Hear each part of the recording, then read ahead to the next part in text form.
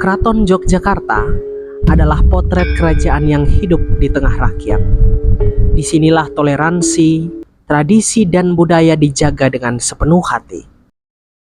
Berdirinya keraton itu adalah pecahnya Mataram Islam menjadi dua, politik Belanda, Dividendra, Perjanjian Giyanti. Kasunanan dan gelar Pakubono, sini Kasultanan dengan gelar Hamengkubuwono.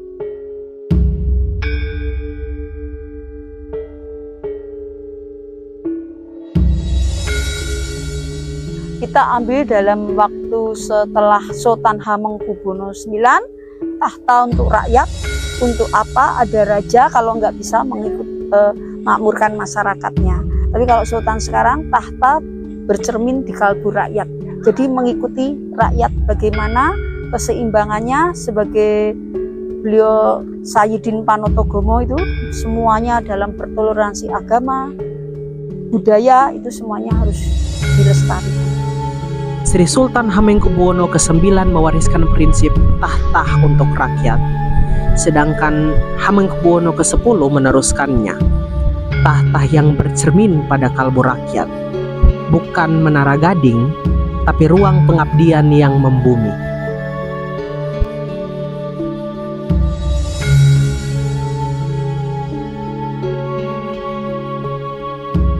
Ya karena kita istimewa, keduanya kita otonom penuh dalam pengaturan itu semua. Tapi kan di Yogyakarta ini kan disebut kota pelajar, hampir 99% orang seluruh Indonesia. Jadi Sultan tetap memberikan kenyamanan, keamanan, seperti itu. Ya sebagai Sultan, beliau kalau dalam hal berpolitik beliau harus netral. Ya kan, nanti rakyatnya bingung. Tapi kalau sebagai untuk kemarin reformasi, beliau juga termasuk 6 tokoh. Di situ ada Bu Megawati, almarhum Gus Dur, terus Abar Tanjung, Pak Amin Rais yang pertemuannya reformasi dulu di Gedung Kuning. Ya. Terus beliau sabdonya di alun-alun utara dengan semua segenap rakyat Jogja. Setahu Eyang, pemerintahan Hamengkubuwono lebih baik daripada yang dulu. Tapi cuma bedanya kalau dulu itu sangat-sangat sebagai raja. Tapi kalau sekarang Hamengkubuwono itu sudah membuka lebar untuk siapapun yang datang bisa ketemu dan bisa bertanya soal kerajaan gitu. Memang Sri Sultan masih mempertahankan kerajaan, pokoknya ini kerajaan istimewa, tidak bisa dirubah-rubah. Itu kalau waktu sekarang, dalam kemungkinan yang akan datang kan generasi muda ya putra-putra dari si Sultan sekarang ini bisa bergaul dengan orang-orang. Kalau dulunya kan nggak bisa. Nah sekarang itu sudah mulai si Sultan itu membuka hati, membuka penggalie supaya anak-anakku itu bisa bergaul dengan masyarakat gitu.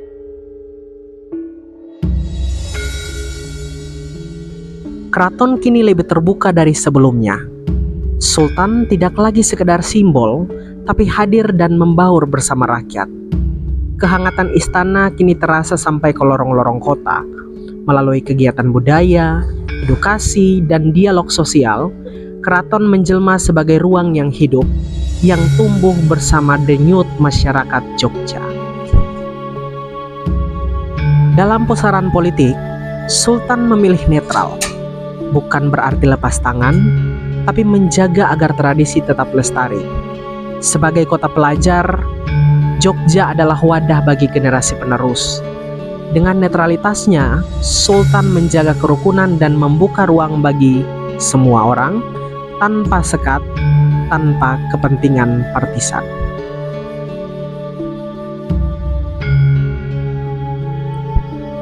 Alun-alun jadi saksi, di mana Sultan hadir sebagai raja budaya dan pemimpin pemerintahan. Perannya tak simbolik, tapi nyata, mengayomi dan mengatur.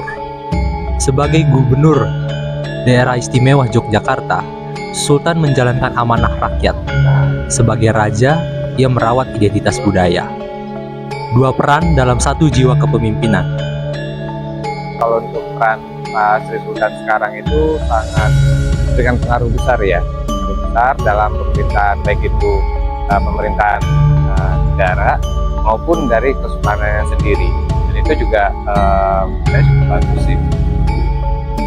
Jadi Pak Sultan itu, Sri Sultan itu memang betul-betul menjadi seseorang yang menjadi panutan. Jadi bisa mengarahkan bagaimana warga Jogja, baik itu dari kesultanannya sendiri maupun dari pemerintahan daerah.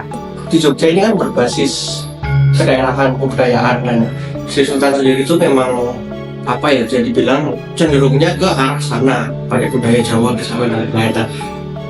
Mungkin aku tidak terlalu relate ke arah sana, tapi kalau dari pandanganku pribadi tentang apa ya, Sri Sultan, bagaimana Sri Sultan Habibie ke-10 ini apa ya, yang memimpin atau sekaligus menjadi daerah, menjadi gubernur juga kan, dia sudah selain menjadi raja atau sultan di kerajaan Adikraton, dia juga menjadi gubernur. Nah, sejauh ini sih yang saya rasakan ya sebagai kalau misalnya sebagai saya keluarga Batul nih, sebenarnya tetap sama di mana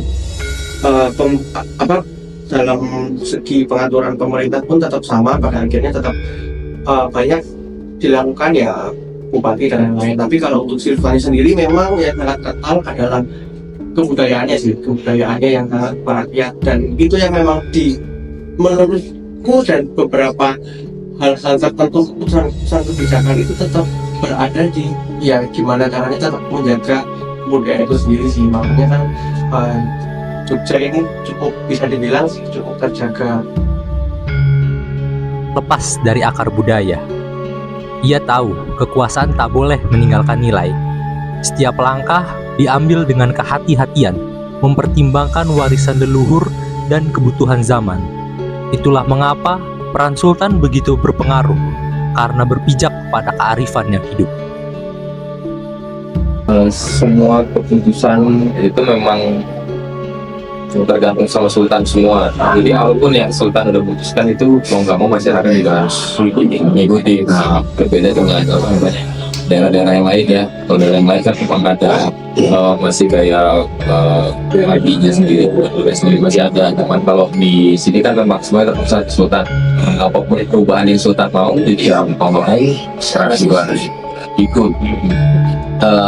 Ada beberapa sebenarnya dari beberapa tahun belakangan ini yang keputusan Sultan itu juga berpengaruh sekali di masyarakat.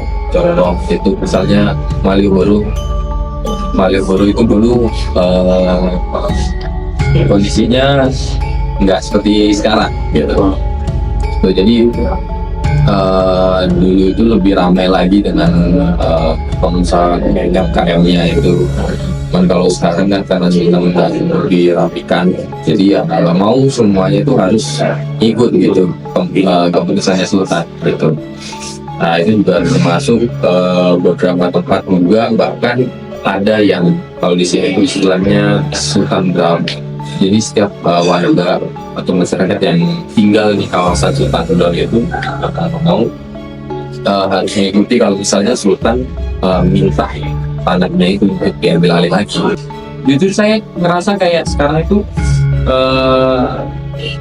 berasa ada di dua periode sebenarnya. Kalau ada di periode yang berapa tahun lalu itu masih terasa nuansa Jogja, masih terasa kental banget dibanding sekarang.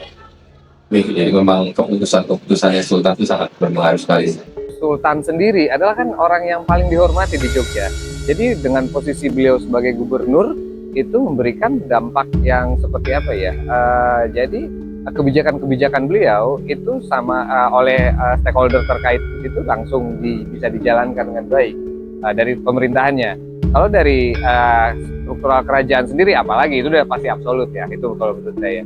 sangat berkolaborasi sekali ya. Jadi kadang tuh ada momen tertentu, mungkin seminggu tuh bisa 3 kali event keraton.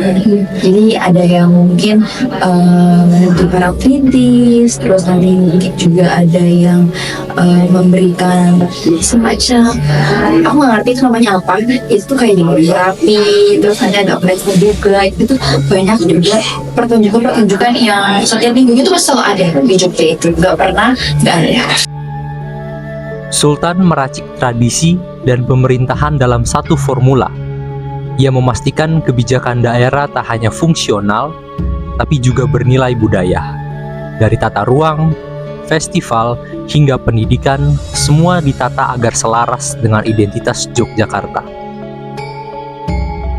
Aku benar-benar lihat budaya Jogja itu kan khususnya Jogja atau Jawa itu kan budayanya itu sebenarnya sangat menghormati dan penuh kesopanan, dan ketika ada sesuatu yang mungkin janggal atau mungkin itu jahat, kita sebagai warga Jogja atau warga Jawa itu tidak langsung mengerti dengan kejahatan. Kalau Mas pernah lihat itu salah satunya dari satu tugu itu pernah ada sengketa tanah, dan Sri Sultan itu cuma ngasih bahwa kalau mau sidang ya dendanya cuma Rp1. Ya intinya dia orang Jawa tuh lebih ke suka yang menyindir halus seperti itu. Jadi secara pemerintahan ya tegas, tapi punya cara sendiri untuk mengatasi masalah itu sih. Jadi lebih dan sangat terbuka sih, apa-apa segala sesuatu yang mungkin ada masalah di Jogja apapun itu, kayak kemarin Lame Keliti dan lain-lain, itu Sultan langsung tanggap, dan memang beberapa pihak-pihak itu langsung menangani, dan Sultan itu terbuka membicarakan hal itu. Jadi memang ya, sangat terbuka untuk berdialog sih. Jadi kesimpulannya itu kalau budaya cukup ya orang brand Sultan kayak gitu. Soal budaya ini nggak bisa diganggu malah kalau di sini. Jadi memang semuanya masih mengikuti gitu. Kayak misalnya kebudayaan satu suro kayak gitu masih tetap. Bahkan di Jogja itu ada yang keliling dari benteng tanpa bisu gitu. Bangku satu suro masih ada. Bahkan juga prajurit-prajuritnya Sultan juga itu kadang masih ada yang di Malioboro sih terutama. Di Yogyakarta, pelestarian budaya bukan sekedar simbol, di mana keraton secara rutin menggelar acara budaya 3 kali seminggu. Lewat kegiatan ini, nilai-nilai tradisi terus diperkenalkan dan dijaga agar tetap hidup di tengah masyarakat. Sistem monarki di Yogyakarta pun berjalan dengan cara yang khas. Sengketa tanah, misalnya, bisa diselesaikan secara adat tanpa harus melalui jalur hukum yang rumit. Tradisi dan sistem yang berlaku di Yogyakarta masih sangat kuat. Karena itu, tidak mudah untuk diganggu atau diubah begitu saja. Sri Sultan itu harus bisa menjadi 2 sosok yang berbeda. Satu itu untuk sebagai raja dalam artian secara adat, dan satu lagi sebagai pejabat pemerintah, pejabat publik. Jadi ini tentu nanti jangan sampai ya, kalau saya jangan sampai ada konflik kepentingan di situ, dalam artian karena artinya beliau itu raja, akhirnya dari pemerintahan daerah pun beliau bisa bertindak seperti raja pada umumnya gitu. Jadi kalau bisa ya adanya demokrasi lah gitu. Jadi saya nggak bicara Jogja nggak ada demokrasi ya, tapi otomatis dengan figur Sultan seperti sekarang ini, ya masyarakat Jogja manut karena beliau raja. Karena otomatis sekarang warga Jogja itu memandang beliau itu adalah raja, bukan gubernur. Nah, kalau menurut saya, ya mungkin bisa dibedakan antara, oh ini beliau sebagai gubernur, beliau sebagai raja. Karena kalau beliau sebagai raja, apapun kebijakan, apapun keputusannya tidak bisa dibantah. Tapi kalau beliau sebagai gubernur tentu bisa di-challenge oleh DPR, DPRD, atau mungkin dari aliansi-aliansi dan lain-lain seperti itu. Kalau yang menurut saya sih itu saran ke depannya lebih bisa memposisikan seperti itu. Kan berarti saya bicara Jogja tidak demokratis ya, tapi mungkin lebih membedakan antara figur Sultan dan juga memang sebenarnya Jogja daerah istimewa ya seperti itu. Sistem kerajaan kerap dianggap kurang sejalan dengan demokrasi karena minimnya peran rakyat. Ketika keputusan hanya di tangan satu pihak, seperti sultan yang kekuasaannya absolut, maka ruang kontrol publik jadi terbatas dan prinsip transparansi jadi sulit untuk ditegakkan sepenuhnya. Tapi, angin perubahan sendiri mulai terasa dengan mulai dibahas bahwa penerus sultan tidak harus laki-laki. Ini menunjukkan bahwa sistem kerajaan pun bisa berubah dan nilai kesetaraan perlahan mulai diterima dalam tatanan tradisional.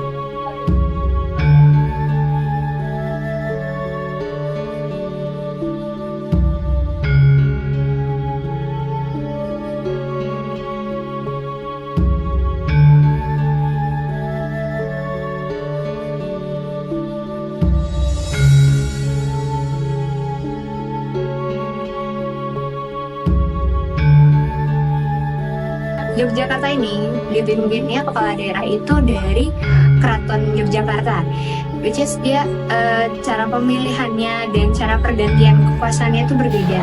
Sistemnya kalau si sultan ini sudah meninggal digantikan dengan anaknya laki-laki, atau kalau anak ini bukan laki-laki digantikan oleh anak laki-laki adiknya atau kakaknya.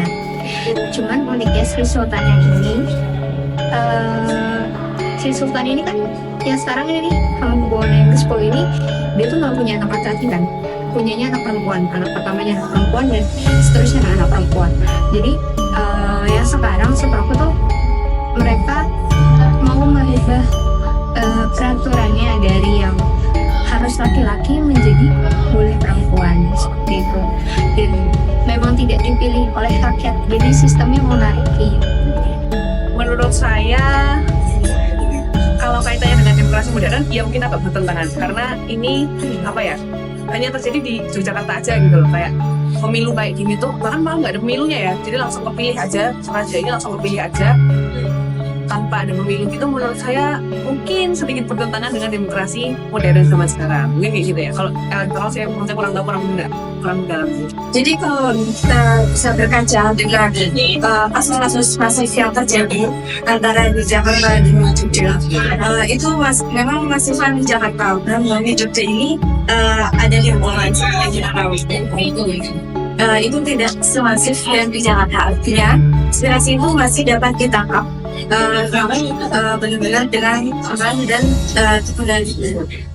Kalau pertanyaannya dengan daerah yang seperti saya. Penyaluran aspirasi di Yogyakarta sebenarnya tidak seaktif kota besar lainnya, tapi tetap ada. Lewat musyawarah atau jalur adat, warga masih bisa menyampaikan suara secara aman dan terkontrol, meski tak terlalu terbuka seperti di kota-kota besar.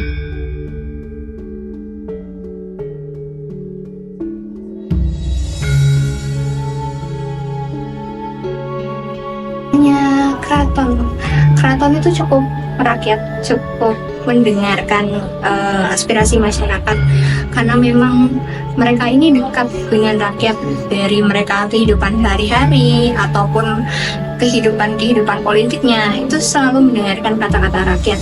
Karena orang-orang keraton sendiri pun sekarang tuh ada rekrutmen yang dari rakyat gitu, jadi mereka tuh punya abdi dalam ini yang akan membantu sultan memberikan informasi yang terjadi di luar seperti apa.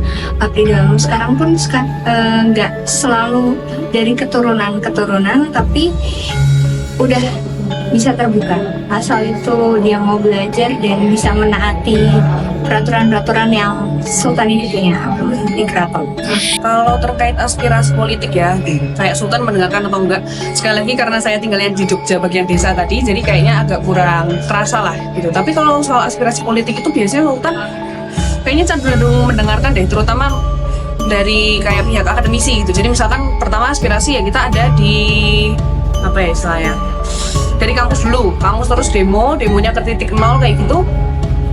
Kalau saya sih sebetulnya karena kurang mendalam lagi, kurang paham lagi soal gimana sistem sultan itu memproses demo kami itu. Tapi sepertinya sih didengar, asal misalkan ya dengar melalui akademisi kayak lewat di kampus kayak gitu-gitu. Tapi saya belum pernah yang ngerasain secara nyata kayak Sultan akhirnya membuka forum nih untuk membuka diskusi antara beliau dengan pendemo gitu. Saya sejauh ini belum pernah merasakan. Tapi sepertinya saya meyakini bahwa Sultan itu juga nggak tutup telinga juga lah.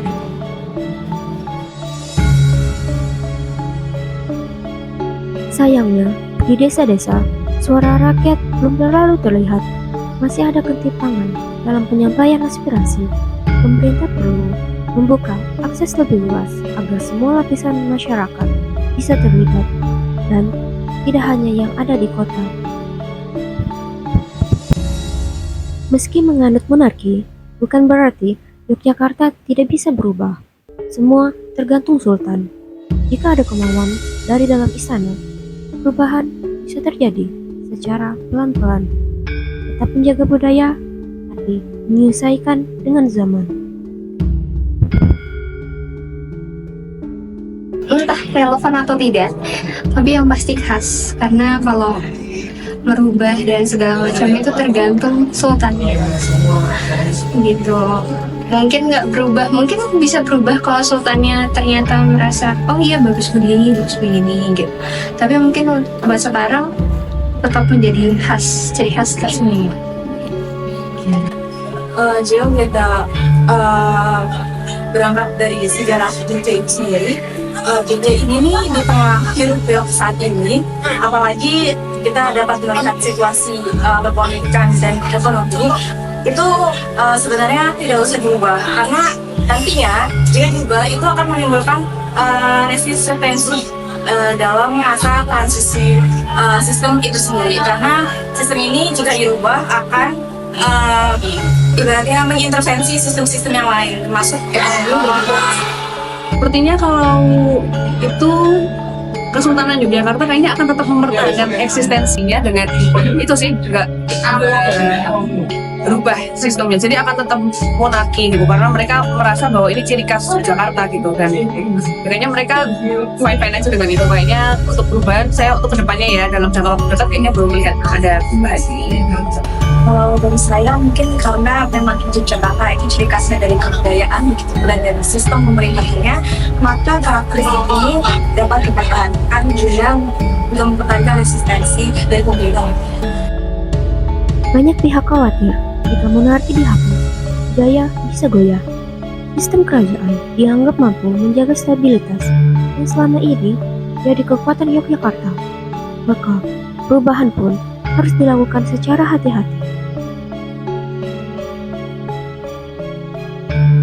Kesultanan Yogyakarta tetap teguh mempertahankan monarki, bukan sekedar bentuk kekuasaan, tapi juga warisan, identitas, dan bagian dari kehidupan masyarakat. Selama dijalankan dengan bijak, sistem ini akan tetap relevan dan dihormati.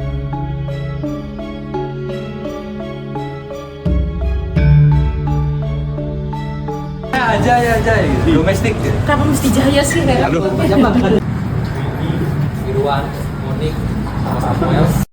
Tukar pikiran dengan orang asli di sini dan sampaikan kalau kita tuh mau ke 3 titik untuk mencari 3 perspektif terkait topik yang mau kita bawa, dan kita udah sempat mungkin 7-8 menit kita perbincangan dengan dia ya.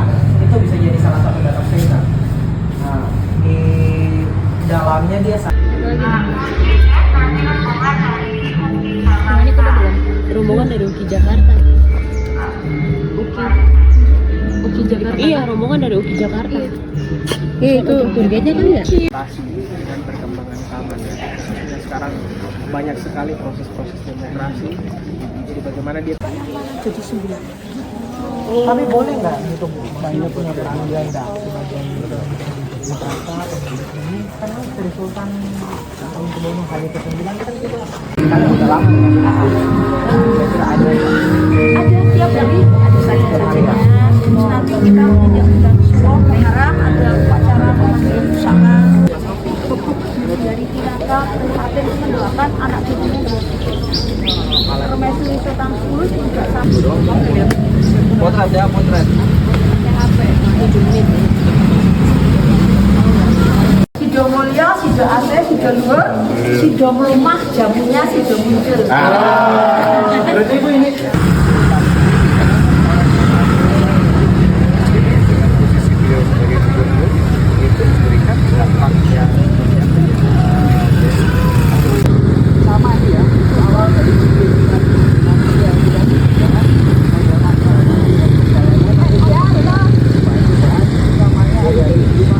dan dinamika di Jogja selama ini.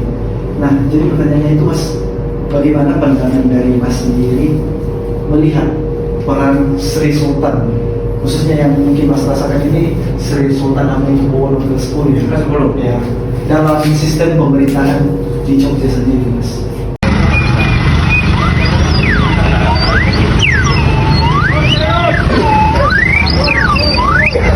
Lanjut aja dia. Terus habis itu kalian ngangkatnya gimana jadinya akhirnya tuh Bapak? Sampai akhirnya, oke Pak, oke ya Pak, terima kasih Pak. Lagi kan tadi. Dia mau ngomong lagi gitu kan. Oke Pak, terima kasih ya Pak. Ya ampun, Bapak udah menjawab semua pertanyaan kami. gini. Ada yang atas ini.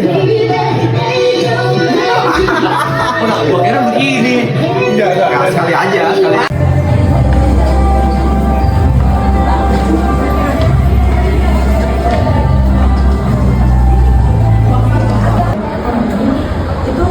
Sebenarnya tidak usah berubah karena ini tanpa mekanisme pemilihan dulu.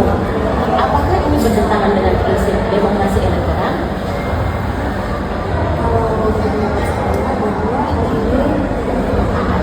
Apakah ini bertentangan dengan prinsip demokrasi elektoral? Ber, kenapa lama banget, Ber?